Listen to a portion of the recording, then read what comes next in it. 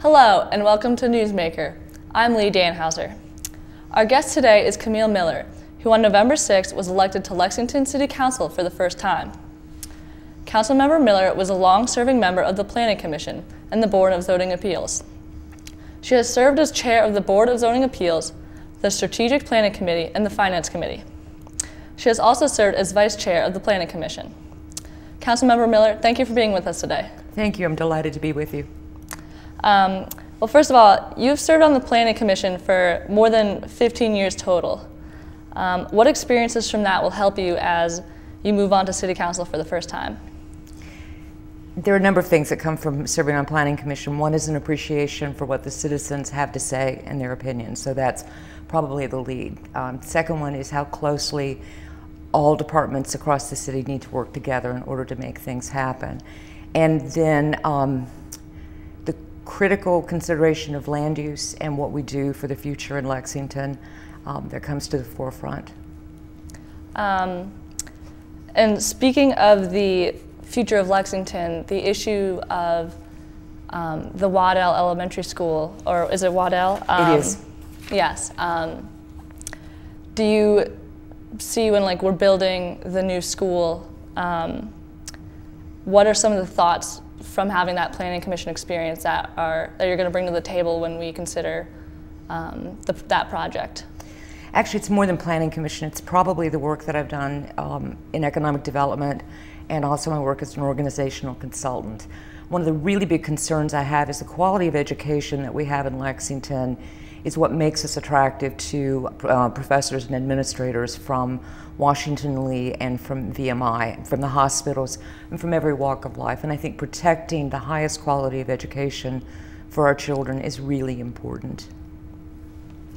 And how does that compare in importance to other issues that Lexington is facing, such as the ideas to improve the downtown area? Well, I think those particular ones I think rise to the top in terms of what we need to be concerned about. There are some other issues that are important, but probably not the priority right now. Certainly our downtown is. Our school is definitely a priority. And what ideas do you think are feasible for the downtown area? I've been talking with a number of folks about an idea that I've had, and I'm sure it's not unique to me, but our downtown is not looking its best, brightest, and really ready for show. And it's an incredibly special place, and I think we need to enhance that. And I would like to talk with members of council about creating a lending fund for property owners downtown for doing essentially all kinds of enhancements to their building, exterior, interior, whether it's plumbing, HVAC, electrical on the outside, if it's pointing windows, if it's painting. Those would be low or no interest loans. If you used local labor, my position would be that we would make that a no interest loan for a long period of time.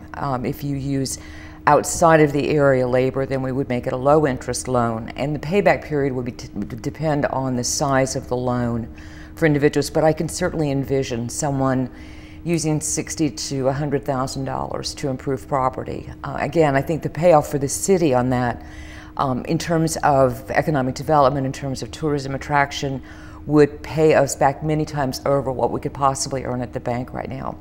A second component of that would be, and again, I've been in conversation with a number of folks, we really want to increase the number of feet on the ground during the day and in the evening, and have a number of activities that draw people to the downtown in the evening. One way to do that would be to increase the use of the second-story buildings. The second stories in many of our downtown buildings are going unused or underutilized, and so if we could get pretty sophisticated urban apartments downtown, if we could get second-floor office space, artist lofts, the kind of thing that would have people there during the day and have people there during the evening, we do a lot, I think, to help bring it to a new level of vitality.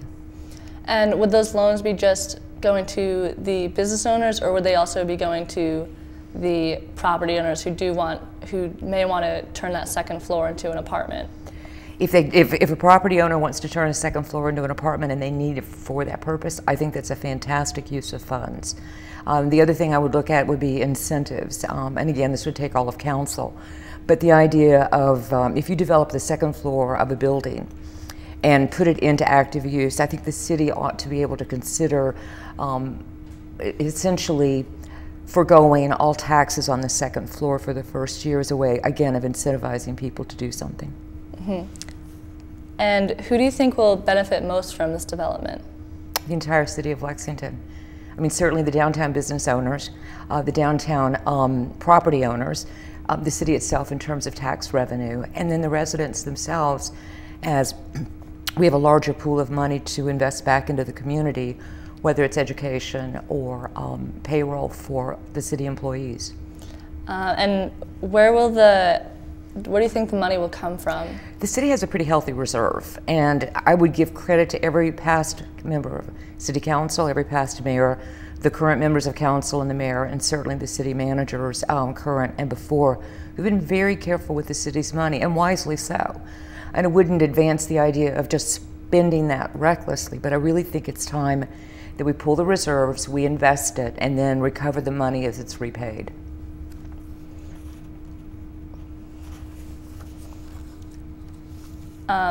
Do you think that with the school and the development that the city will be able to concentrate on the other minor goals that they have?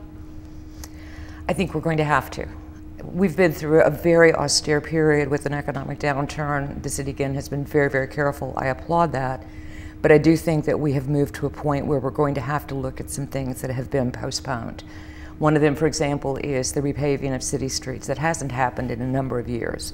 And we have some city streets where we have grass growing up through the asphalt. We have some other things that need to happen, and our Director of Public Works, Mike, is being really good about this in terms of projecting a replacement program for the sewer system. We have a lot of infill and infiltration that needs to be taken care of so that it can reduce the burden on wastewater treatment plant. So what do you think should be focused on more, those little things or the development of downtown? I think we have to be big enough to do it all. And there's some things, again, we can't do. I don't think we can do a water park at Jordan's Point. I think at some point that's a great idea, but that doesn't rise to the top right now. What does rise to the top is enhancing economic development, not only downtown, although that certainly is our core, but throughout all of Lexington.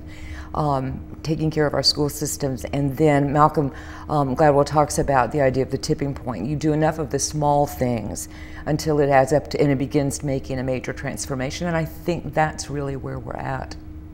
And where do you see Lexington within the next few years, say at the end of your term? Still as lovely as ever, but enhanced, more vibrant in terms of economic development. I'd like to see more young families coming in with children, strengthening our school system. Mm-hmm. And then just what are some of your other goals for yourself while you serve on council for the first time? To be able to reach out collaboratively, work more closely with the county, work more closely with Buena Vista. That certainly is a major goal of mine. To work collaboratively with members of City Council and with the city administration. Those are huge. And listening to the ideas of the people who live here and the people who travel through. And what were some of the deciding factors? Why did you choose City Council now as compared to all the time you spent on the Planning Commission? I was asked a couple of times to run for council. It never seemed to be the right time. This time seemed to be an opportunity where what it is that I know, what it is that I do, what it is that I know how to do, may have some usefulness, and I decided that this was the time. If not now, probably not. So I'm delighted to have the opportunity. Councilmember Miller, I want to thank you again for joining us. I'm Leigh Dannhauser.